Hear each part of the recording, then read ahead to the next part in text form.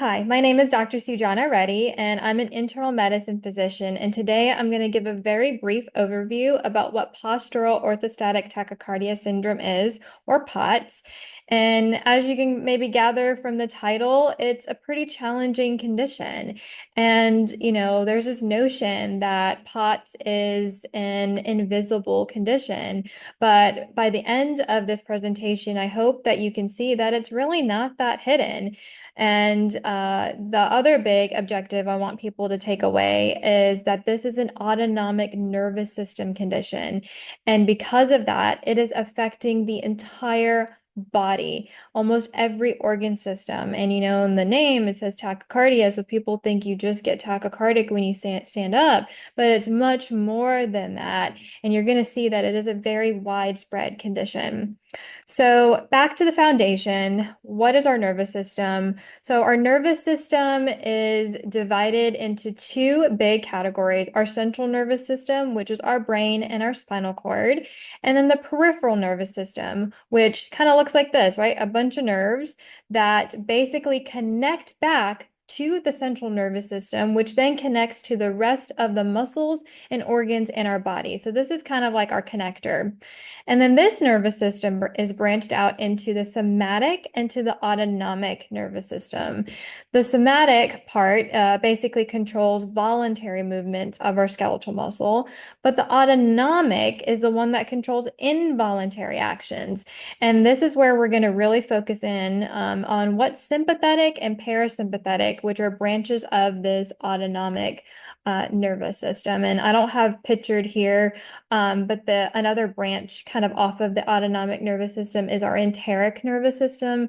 And that's basically what is linked to our gut. And so that also kind of plays a role here. So the sympathetic and parasympathetic have opposite effects on the body. And you can see from this diagram, it has a lot of different functions. It's affecting, almost every organ system. And I really want to reiterate that it really does extend into other things. Like it has a role in neuroimmune, neuroendocrine. It also coordinates visceral functions like the cardiorespiratory system, our vascular system, our GI system, our genital urinary system, as well as, maintaining kidney function, blood sugar regulations, and, reproductive behavior, sleep-wake cycle. So you can see it's literally everything. But the sympathetic nervous system, essentially what's happening is it's trying to maximize blood flow to your muscles and to your brain. And it's doing that to help you so that when you're in a threatening situation, you can run or you can fight. That's why it's called the fight or flight response. And essentially what's happening, right? It's accelerating your heart rate. It's maintaining your blood pressure. It's slowing down digestion, right? It's inhibiting bladder contraction so you don't urinate while you're running away from a bear. So there's different things that it does. And then the opposite of this is our parasympathetic, which is our rest and digest mode. And so like the name states, it's really going to put your body in that kind of slower resting state. So your heart rate's going to slow down. It's going to aid in digestion. So you're going to, have salivation. When you smell chocolate cake, for example, and then you immediately start drooling and salivating, that's like an automatic response from your parasympathetic nervous system. Crying, lacrimation, micturition, which is, where the bladder will contract so you can urinate, defecation, so you can have your bowel movements, and then, also the sexual function, so erectile function. And so it plays a very big role and does a lot of different things. And I want to also mention here, you can see our vagus nerve, and it connects to, multiple organs. And this vagus nerve also plays a big role in our enteric nervous system. And so the enteric nervous system is the one that, really lines the nervous system that lines and connects to the gut. So that's why the parasympathetic and the enteric nervous system really, go hand in hand. So what happens when you have a malfunctioning of this autonomic nervous system? That's what dysautonomia is. And you can imagine when that's not working, your whole body is freaking out and going haywire. And so these are some common things that patients tell me, and I'm like, red light, red light, red light. I think this is dysautonomia. So tremors, a lot of us feel like our body's vibrating, and that's because of the adrenaline surge, which is another reason why a lot of us are misdiagnosed with anxiety or panic attacks because it legit feels like we're having a panic attack. We have issues with temperature dysregulation, heart rate variability. So heart rate variability is essentially the changes or the time interval between each consecutive beat. And what's great about this is it's able to basically tell us, is your autonomic nervous system working? And when it's low, that basically tells us we're more so in the sympathetic range. And we really want a higher heart rate variability. So a lot of companies are using like watches, like wearables, to track people's energy level and to help them with pacing, which we'll talk a little bit about later when we talk about MCAS. Or myalgitic encephalomyelitis. So, the tachycardia, the heart palpitations, some patients will also say, I'm just like so sensitive to things now, like lights and sounds, or like I can't drive in the car anymore without getting motion sickness. So those are some things. Medication sensitivity. Some of my colleagues will talk about mast cell activation syndrome and how that plays a role with dysautonomia. Something that I feel often when I'm, overworked or my sympathetic nervous system's going wild is I have this wired but tired feeling. I'm tired, but I am still like feel like I'm running a million miles an hour and I can't sleep well. So sleep disruption is a big one. And you can imagine if we're not in parasympathetic mode, our digestion's going to be off. So a lot of GI complaints. Muscle fasciculations is another one. It's just like involuntary contractions of your muscles. And then I'm going to talk a little bit more about orthostatic intolerance, which is a huge, huge part of dysautonomia. But again, just want to reiterate what POTS is, and essentially like the name, right? Postural, when you're in changing body position, when you're orthostatic in the upright position, you get this fast heart rate or tachycardia. And I don't really like the name syndrome because syndrome is like, oh, you've got like symptom, symptom, symptom, but it downplays how bad this condition is, right? It, to me, is a disease and is a very serious disease that we should take seriously, and syndrome doesn't do justice to that. So, orthostatic intolerance is basically defined when people develop symptoms related to blood flow regulation or inadequate blood flow when you're changing or transitioning from different positions, like from laying down to sitting or sitting to standing. And basically, what's happening is the body's not able to compensate for this gravitational change. And there's many different types of orthostatic intolerance, and you can see POTS is one of them.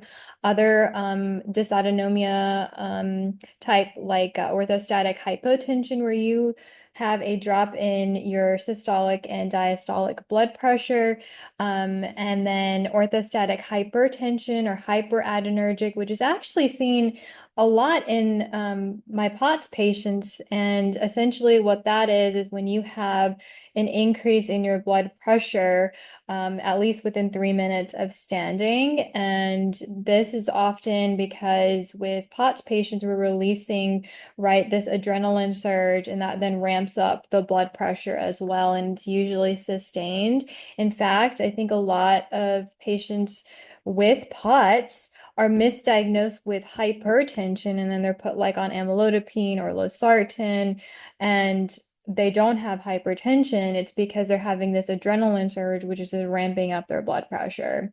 And then the other type of dysautonomia, orthostatic intolerance, is neurally mediated hypotension syncope, also known as vasovagal syncope, neurocardiogenic syncope. These are, people who like, they get their blood drawn and they pass out, or, they're just standing and then they pass out because it's hot outside. So that's another type. So this is one of my favorite slides because it does a really good job of kind of showing what's happening and why we get sick, and why we have the orthostatic intolerance. So when we're laying down or supine, you can see here we have a very high central volume. Essentially what that means is there's about 30% of our blood volume in the thorax. So it's all kind of where it needs to be. But then when we stand up and we have this gravitational energy shift and change, our body detects that, right? Because there's a decreased blood flow to our brain. And so in a normal healthy person, right, the skeletal muscles are going to start pumping. We're going to get that vasoconstrictor response, and it's going to push blood back where it needs to. And that also includes the splanchnic, which is basically the blood vessels in the abdomen. They're also going to aid in pushing that blood back where it needs to. And in normal patients, right, there's a little bit of a sympathetic activity, right? There's about a 10 to 15 beats per minute increase in their heart rate. They also have an increase in their bottom number, their diastolic blood pressure to help with that. But in patients like us with POTS or another form of dysautonomia, this is broken. And about 700 to 1500 cc's or milliliters, which I mean, it varies per person depending on height and weight and all of that. But that's a lot of blood that is not coming back. It is just sitting here in our legs. It is sitting in our abdomen. It is sitting in our, extremities. And we also have a shift of, plasma volume. So other fluids also in the body. So that's a lot of fluid, right? And so then you're not getting the blood where you're supposed to be because we have that lack of vasoconstrictor response. So that's essentially a nutshell of what's happening in those that have dysautonomia and or POTS. So the history of POTS. So POTS is not new. It has been around a very long time. It was actually defined, and the term POTS was coined in 1993 by a group of doctors at Mayo Clinic, and that's the definition that we currently still use. But it's been around a long time, as you can see, from 1871. Dr. Jacob Mendez da Costa, he was a surgeon in the Civil War, and he was noticing that, these soldiers were having some orthostatic symptoms. And so he started calling it, an irritated or irritable heart syndrome. And throughout history over the years, someone wanted to name it after him and they wanted to say, oh, it's like a soldier's heart. But then as time went on, people were noticing, when more outbreaks of this was happening and more people were developing POTS, that they were just having this disabling tachycardia. They couldn't stand upright. So that's when some of these terms like orthostatic intolerance or orthostatic tachycardia kind of came into role. It's gone through a lot in history and for so long, and even till today, there's still doctors that still don't fully understand or believe that this is real, and they psychologize it or they say it's anxiety. But you can see, like, from what I've described so far, like there's a real mechanism behind this, and this isn't something that someone can just, make up. So prodromes and triggers. So what sets it off? Commonly it can be because of some sort of virus. So you get like, say COVID-19 or the flu or mono or Borrelia, Lyme disease, or any, upper respiratory infection or GI bug, gastroenteritis, it can set it off. Vaccines, there's literature showing, HPV can have the potential to do this, and obviously not everyone, but it has the potential to do that. Also, I've seen hepatitis B shots, the COVID-19 vaccines. Some also argue, in the research that I've read, point to mast cell activation as being the bottom line and the potential trigger. And I have seen some patients actually get their POTS into remission when they get their mast cell under control. So I think that's also a possibility. Acquired, so these are like all acquired causes. Now you can have some, predisposition, some genetic components, those that have, joint hypermobility, like hypermobile spectrum disorder or Ehlers-Danlos syndrome, typically are at higher risk for this because our connective tissue is weak and we have that vasoconstrictor response of the blood vessels just can get easily damaged and not work. But we see this often during, when onset of puberty, and that I could talk a whole lecture about this, but it's basically how estrogen and mast cells kind of interplay. And Dr. Wolf during this conference will be talking about the trifecta of POTS, mast cell, and EDS and how they're kind of all interrelated. If you have underlying autoimmune conditions or inflammatory disorders like diabetes, Hashimoto's, eosinophilic esophagitis, irritable bowel diseases like Crohn's and ulcerative colitis, celiac disease, Sjogren's syndrome, multiple sclerosis. I mean, there's like a whole list, but those are a few. If you've had a concussion, I've seen actually several football players and basketball players, soccer players who've had some pretty bad concussions, and then that sets off their POTS or dysautonomia, surgeries, pregnancy, trauma, and then sometimes it just happens on its own and we don't have an identifiable cause. The prevalence and incidence. So the true prevalence and incidence is not really known, and there's a lot of reasons for this, right? There's a delay in diagnosis, and a lot of the data that we have, like this one that looked at 2019 to 2020, there's an estimate of 500,000 to 3 million in America alone that has POTS. I mean, this is just estimated based on the clinical data we have from autonomic centers, and there's really not that many. You don't have a good comprehensive population study to really state, oh yeah, like this is how many people are getting it. Now, I will say that the number of cases, the incidence has increased after, people have developed COVID-19. And there was actually a really big study that was recently published just a few months ago. It was 65 million people. They analyzed, electronic medical records, and they looked at like a pre-COVID era. I think it was like from 2018 to March of 2020, and then they looked at post-COVID era, found that the incidence rate was 4.21 new cases diagnosed each month per 1 million people. That was before COVID. And then after COVID, it was 20.3 cases diagnosed per month per 1 million people after COVID. I mean, that's a five-fold increase. So could be millions of people that have this. That's why it's so important that we're talking about this, that we accelerate research in this, because this is affecting a lot of people.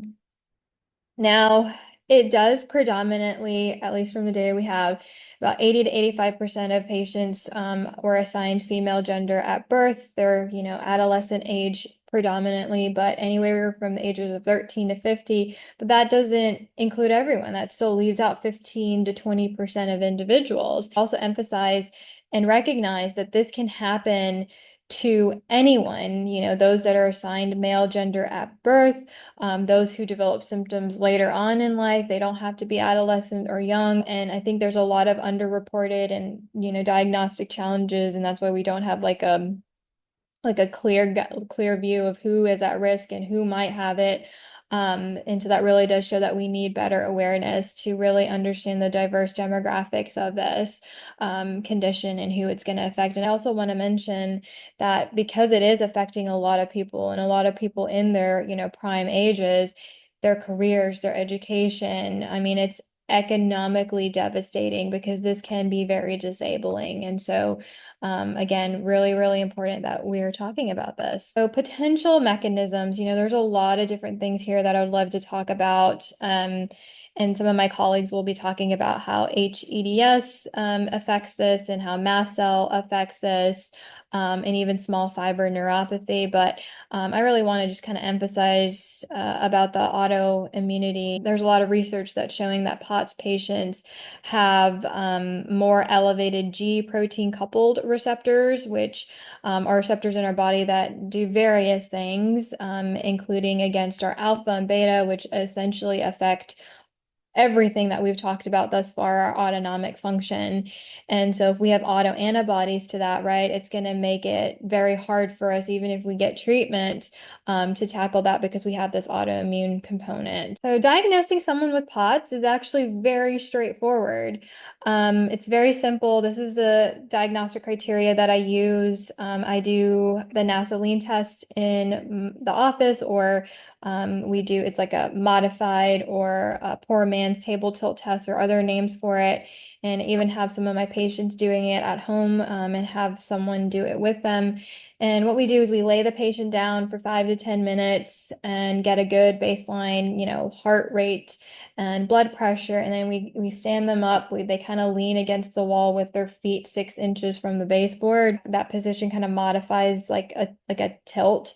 And we're checking their heart rate and their blood pressure essentially every minute up until 10 minutes of the test. A lot of patients can't finish the test. I have so many patients, they're like, I'm feeling too sick, I need to lay down. And to me, that's like, oh, okay, we've got some issue here. We've got orthostatic intolerance, and that's positive for me.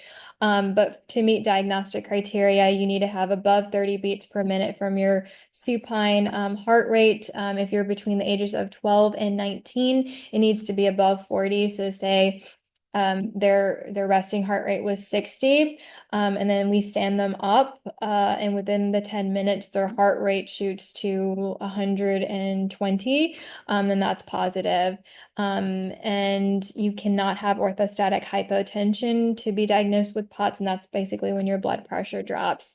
And yeah, if you're having symptoms like dizziness, nausea, lightheaded, tunnel vision, all of these things, that's also part of, when we're doing the test.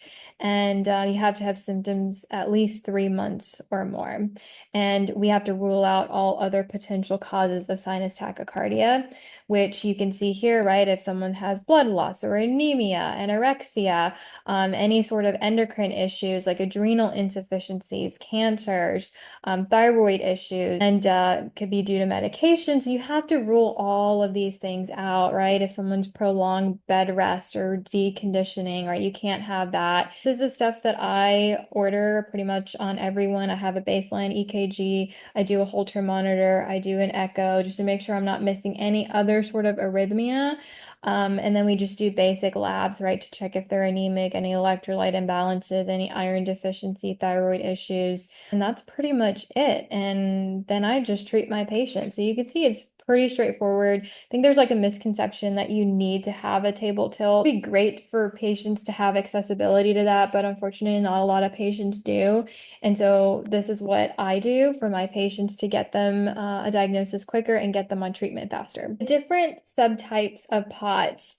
So there's hypovolemic, neuropathic, and hyperadrenergic, and you can see 70% of POTS patients will have this type and 50-50 on the other two. But for the most part, from what I've seen, we usually have a combination of all three. But essentially what hypovolemic POTS is basically when you have a low blood volume and there's this, issue with our renin, aldosterone, angiotensin system, which is basically what helps control like our blood volume and our blood pressure. We have low levels of renin and aldosterone. These are substances secreted by our kidneys, and they help with, holding on to water, excreting water, holding on to sodium, or letting it go. So with us, what's happening is because we're having all this blood volume in our abdomen and it's not going elsewhere, it messes up the signal. And so a lot of us end up, peeing a lot out and we lose our sodium. Sodium is such a huge part of the treatment plan for us because we really want to help volume expand and not excrete our sodium and also not excrete our water and hold on to it. The other type is neuropathic POTS, and this is those that have small fiber neuropathy or like diabetics who develop neuropathy and then they develop dysautonomia, and this is because the nerves interact very closely with our blood vessels, and then therefore they affect if you're going to have that vasoconstrictor response. And then hyperadrenergic POTS is like we talked about earlier with the adrenaline surge, just so ramped up with like the catecholamines, epinephrine and norepinephrine circulating. And so your body's just in this sympathetic overdrive. I really love this diagram because it really shows how all three kind of interact together. And we've kind of already talked about this, but the different symptomatology of POTS, if you have a patient that's coming in and they're saying, I've got this, that's like 20 different things, and you can't pinpoint, really think about dysautonomia because you can see it's affecting so many different organ systems.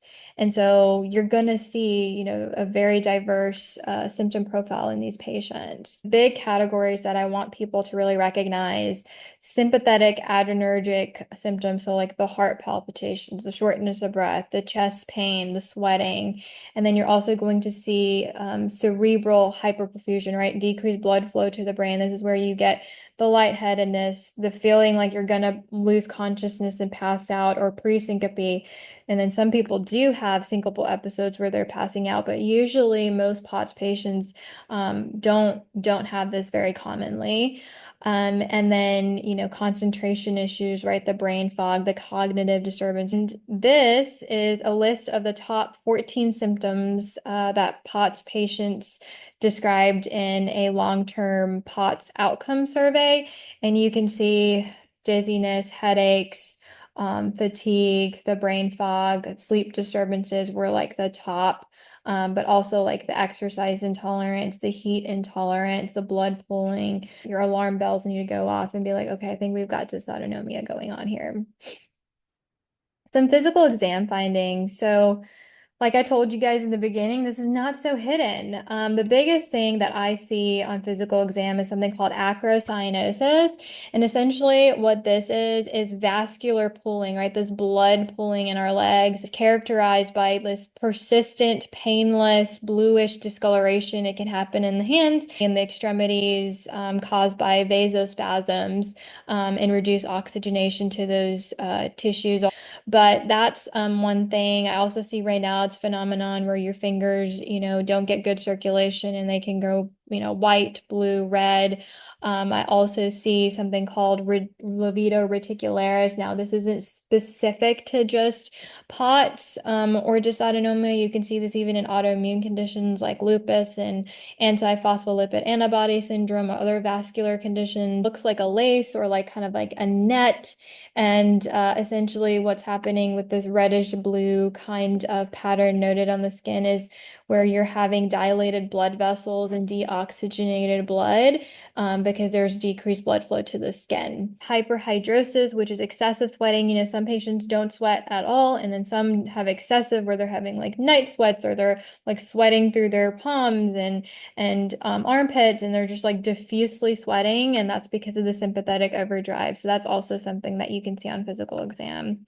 And this is something that I wanted to mention because I've noticed this in a lot of my patients, and they're like, "What are these white dots on my hands and like my arms and sometimes even on the legs?" And these are called Bayer spots. They're basically these transient macules, which are these flat white patches, don't last very long, and they are very small, 3 millimeters to 10 millimeters. Essentially, what it is it's showing that there's some sort of issue with blood flow, that there's some sort of physiologic issue going on with the blood flow and the vasoconstrictor response. And they usually go away. Like if you elevate the arm, they will go away because it's gravity dependent. So just wanted to kind of note this because it's something that a lot of patients of mine see. Last thing I'm going to talk about briefly is what makes our POTS worse. And it's literally anything and everything, but this is a list of things. The biggest thing that I see is being outside in the heat, because that vasodilates everything, and because our blood vessels can't get tight, and it's stuck in that kind of response, and also trying to get blood flow to the skin, to the muscles to help with, the heat. A lot of us can't tolerate hot showers, standing for a long time if you're not sleeping well. Menstrual cycles are a huge trigger. Dehydration, getting a cold, getting some sort of infection can make you feel worse. Barometric changes, like if the pressure starts dropping because a storm is coming, I start flaring. Traveling, high elevation, certain foods like caffeine, which is a diuretic and makes you pee out stuff because you need your fluid. Sugary food. So yeah, there's a lot of different triggers, which makes it very challenging because you can't avoid everything, right? But yeah, there's still so much that I want to talk about, and there's so much that is involved in POTS and dysautonomia. But I hope that this was a good overview, and this is also just a list of all the conditions that also can co-occur with POTS. So a lot of us not don't just have POTS. We develop, mast cell activation syndrome, or we develop, the myalgitic encephalomyelitis or asthma. There's just so many different things. So yeah, there's a lot of different things that kind of overlap with this. So I hope that was somewhat helpful and you have like now like a better understanding of what POTS is. And of course, there's so much that I would have loved to talk about, but I hope this was informative. And if anyone has any questions or they want to reach out to me, this is my email. Thank you.